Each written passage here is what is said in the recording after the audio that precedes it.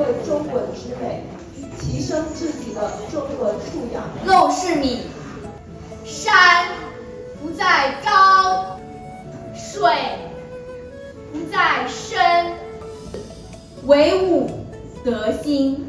南阳诸葛庐。怒发冲冠，仰天长啸，白了少年头。乡愁是一枚小小的邮票，我在这头。陶晋千古风流人物。寒孙四月不见位，樽酒家贫只就悲。愛蓮說不送周敦頤，余獨愛蓮之出於泥而不染，可遠觀而不可褻玩焉。蓮之愛同予者何忍？故於舉於板竹之間，必先苦其心志，勞其筋骨，餓其體膚。